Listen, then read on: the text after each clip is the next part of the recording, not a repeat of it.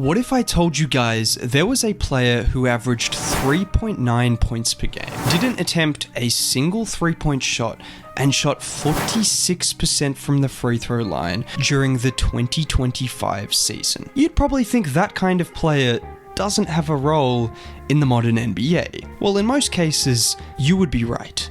But sometimes there are exceptions. And Steven Adams is a basketball exception. Because in a league that is more and more focused on three-point shooting, on spacing, and on centers that can provide those things, at 32 years old, Steven Adams was one of the most impactful bench players in the entire NBA without doing any of those things. And do you want to know why? Is that something that just comes naturally? Yeah, I'm a big bastard, mate. You assume so, eh?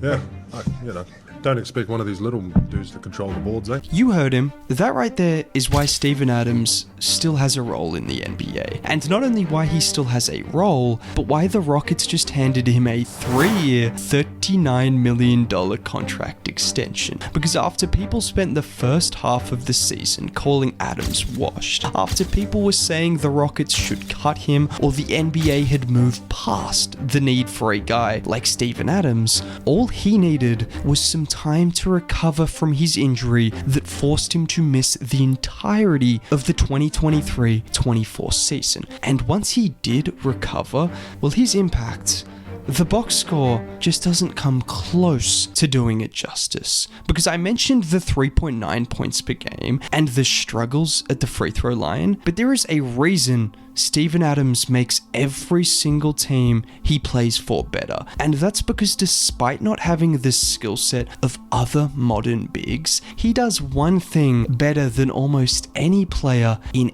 NBA history: rebound the ball. And more importantly, rebound the ball on the offensive glass. And last year was no different. In fact, that would be an understatement, because last year, Steven Adams had the best offensive rebounding numbers per 36 in NBA history. Yes, the best offensive rebounding season ever, albeit in more limited minutes than others, but this is just who Steven Adams is. I mean, just to give you an idea as to how dominant he has been as a rebounder, just take a look at this graphic from Steven Adams Stats, who is an incredible follow on Twitter.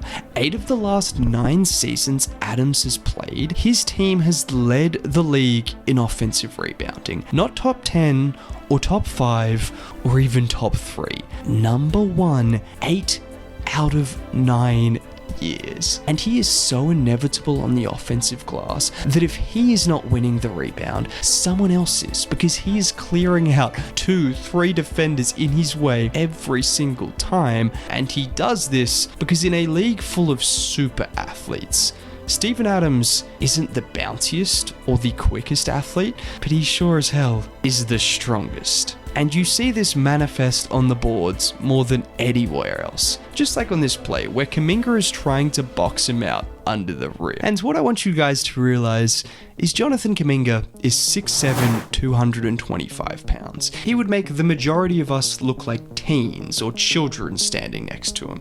Steve-O doesn't even look like he is using 50% of his strength as he just brushes Kuminga to the side and collects the board. Okay, well, how about picking on someone your own size then, not someone who's only 6'7", 230 pounds. I mean, come on, that's ridiculous. Well, this time he does just that against Quinton Post, his direct opponent, and instead of using 50% of his strength, he maybe uses about 60% to shove Post out of the way to secure front position, and once he has that position, he's there to secure it. Because whilst he doesn't have crazy bounce like other great offensive rebounders or rebounders have had in the past, he is so strong and he is so balanced that he does all of his best work before before the ball hits the rim. He gets himself in the best position and he gets his opponent in the worst position, that once that ball hits that glass, it doesn't matter if the guy next to him can jump 50 inches off the ground, they aren't in a position to do that, and Adams is going to collect those boards so often because of that superhuman strength and because of his knowledge of the angles of where the ball is going to land. Just like what Jaren Jackson Jr. talked about in this clip. He would downplay it so hard too, like if you ask him what his response, I'm just thinking of like what he would say. Like he would be like, try to get the ball, mate. yeah, a little bit of work. It's just basketball, mate. Yeah. And yet, if you ever go out, when you guys are like warming up, he's standing under the goal watching the angles. Yeah. Watching how the misses come. I see him. You can clearly tell what he's doing. Yeah, he's locked in. We all know the Dennis Rodman clip from The Last Dance, making rebounding look like a science. And there is a science to it, clearly. Well, Adams, he'll pretend he's just some big, dumb brute who is too big, too strong, and just wins the rebounds because of that. But we all know that's far from the truth, and you see it in how he plays, which goes beyond just his rebounding. No, don't make the mistake of thinking just because Steven Adams isn't a shooter or much of a scorer these days, although he can still throw up a post hook every now and then, don't be fooled into thinking he does nothing offensively outside of rebounding. Oh no, just watch this play, where Green has the ball out top, and watch Adams just completely take Butler out of the play with that screen, and his strength, which gives Green a free run at Looney, forcing Santos to help over and resulting in a wide open three for Eason. Look at this screen from Adams. I mean, just destroying Santos, and again, this time Eason has a free lane to attack Looney on the move. He does this consistently. So often we'll talk about screens off dribble handoffs. Well, Adams doesn't get the luxury of being involved in the play as often as a hub. But what he will do is when he sets a screen, even if he doesn't touch the ball, he will clear out the opposition defender. These are the kind of plays that don't show up in the box score. These are the kind of plays that won't be talked about, but it is his strength and his screening creating openings. And he did this for Ja Morant during their time in Memphis. It is a big reason Ja Morant thrived so much in Memphis. And his presence alone on both ends of the floor, it just makes everyone around him better. It is not a coincidence that every year when Steven Adams is on the floor, his team is drastically better offensively and usually defensively when he is on the floor. Sure, he was a solid scorer during his prime and a better passer than he gets credit for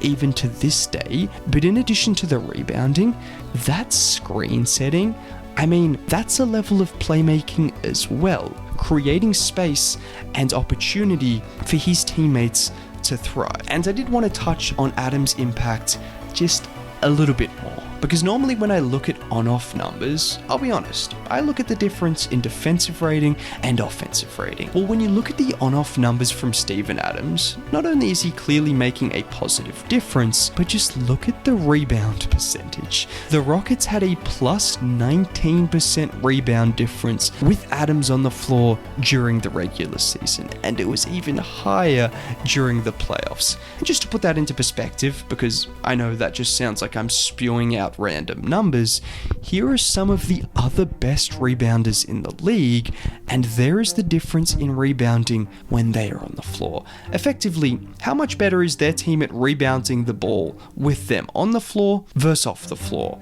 And whilst most of these guys make an impact, Steven Adams, it's not even comparable. I mean, he is in an entirely different league as a rebounder. He is in an entirely different league at two incredibly important skills, and that is why he just got paid $40 million, and that is why he impacts the game at an elite level despite averaging less than 4 points a night.